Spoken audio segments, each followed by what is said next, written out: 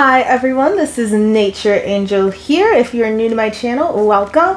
If you are returning, welcome back. So I just finished my first year as a school psychologist, and what that means is that I had a lot of time to get to know my testing kits and equipments, assessments, rating scales, all that stuff that I use. And this video is going to be about things that I feel like I definitely needed, things that I was like, I didn't really need that, and also things that sometimes I feel like I needed, but they wouldn't be like the top on my priority list. I'm also gonna go through some things that I don't have that I really want next year, and I actually had put in for these. So if that interests you, stick around.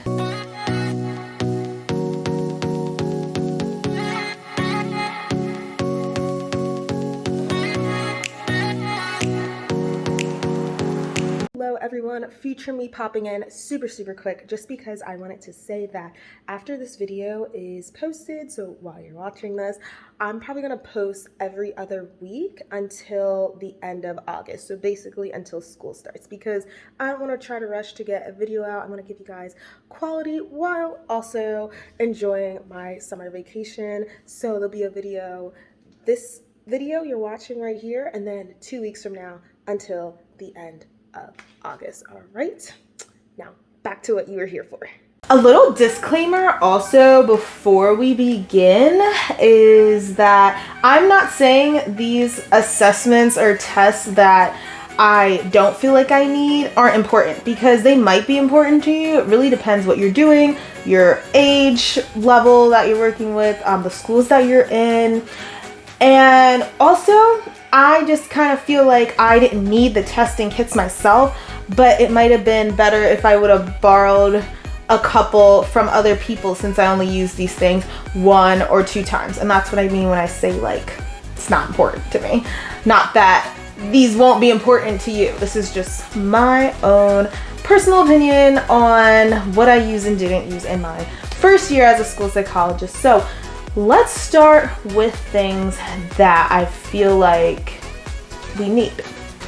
We should start there. So first and foremost, since I am in Virginia, we use the cognitive and the achievement testing. I have a couple friends that in their state, they don't use achievement testing when assessing students, but in ours we do. So definitely need some sort of cognitive and achievement testing. I had chose the Whisk and the Wyatt, and I thought about, should I get another one? But I'm so used to these, and I'm not saying that I won't change it in the future, like if I go to another school, but I like it because it just seems like the best for the schools that I'm in. Like, I know some people in my district use the WJ for the cognitive and the achievement, but for me, I feel like they're too long, and I don't like how the detail that it gives, like the type of detail it gives compared to the Whisk and the Wyatt. So those are the 2 that I chose, but for sure a cognitive and achievement testing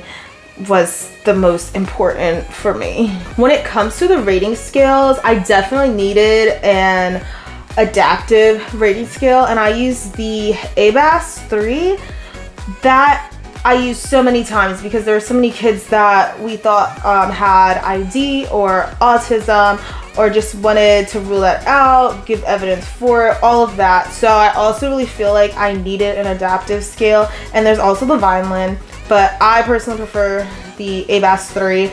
And also, I really like the Connors because it comes with the full one, which is what I use the most, but it also has the short form, and I would use that sometimes if it was a reevaluation or it was last minute, because there were some kids where they were being assessed for one thing, and then after that I hear like, oh, well, there's attention deficits that we're hearing about, and I'm like, oh my gosh, well, they're due like in a week. So let me give you the short version because it's so much quicker. It's just 1 page instead of, you know, a couple pages, and it gives you less information, but very helpful in situations like that. So I like that it comes with both. So Connors 3, I really like the Connors 3. It's really nice. There were 2 rating skills I had that I sometimes felt like I needed. Like, it's good that I had it, And I did use them a lot. I use them a lot, but it's like, I could go with, could go without, but I am happy that I have it. And those two things are the brief and the BAS. So the only reason why I said that is because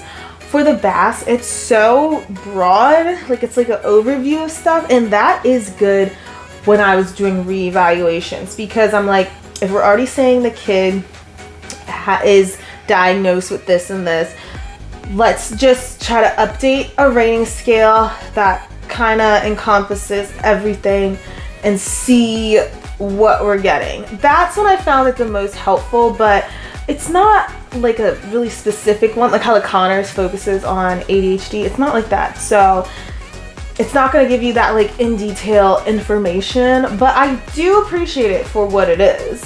For the brief, which also deals with executive functioning, again, if I'm dealing with something with executive functioning, I usually would prefer to go to the Connors, but sometimes, because the brief is so short, it's brief, but no, it's so short that it was nice sometimes, but for me personally, it just, the amount of detail that it gives, I just felt like sometimes I didn't need it, and sometimes I feel like I did. It really depends on the case, but again, that's why that's one of them that's kind of iffy. Like, yeah, I could use it, or I could go without it. I'm happy I have it, but if I didn't, so be it, you know? All right, now on to the things that I didn't feel like I needed a whole entire kit of, and that is the C-Tony and the C-Top.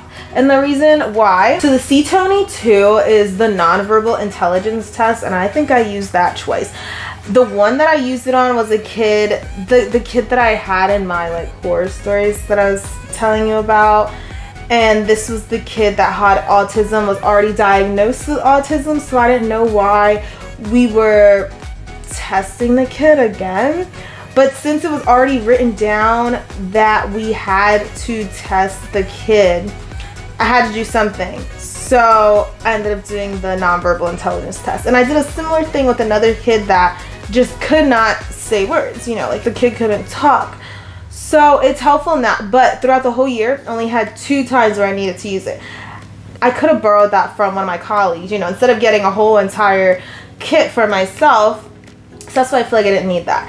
And the C-Top, which is all on phonological processing skills, was very informative. I do like it a lot. I truly, truly do. It's just that I, again, only used it 2 times. If you are in a school where there are a lot of kids that you may think have phonological processing disorders or problems, definitely get it. It's just I didn't use it enough to justify that I need it. But the times when I did, it gives so much detail, and it kind of clears up stuff. But for example, there was a kid I was going to use it on right before we completely finished, and I couldn't, and that's because that kid was so distracted that I was like, there is no way that I'm going to be able to administer this test to this kid. And I wanted to, but it wouldn't have been accurate, not with how the kid was behaving. I was like, this kid seems to have something with their attention and hyperactivity, impulsivity, all of that. So again, I think that it gives a lot of information, and if you think you're gonna use it, go for it. But for me, like, I could have borrowed that from someone else. There are 3 different things that I don't have that I have requested now for next year because I really like it. And the one thing is the CAS, which is the cognitive assessment system. And this is so good for kids that have ADHD, or you think that they might, and kind of breaking it down into where exactly their problem is. And it just gives so much detail, and I feel like you'd be able to come up with the best recommendations for them because you'll know what exactly to specifically hone in on instead of kind of like giving those broad overview recommendations. And I learned about this when I was in grad school, and this is actually part of my GA, so I'm very thankful that I was able to learn about it. And I really hope that I'm able to get it, but I did put in to get that. Also, something I thought would be really good, again, needed an intelligence test, but sometimes they're doing a reevaluation, and then the team decides that the kid needs to be reevaluated and they need an updated intelligence test. But I don't feel like they need a whole entire intelligence test done again since they had done before. Well, I only have the WISC, but if I got the abbreviated version, I feel like that would make things so much easier, and I might even be able to do more testing after that if needed without having to worry about time constraints or getting everything done.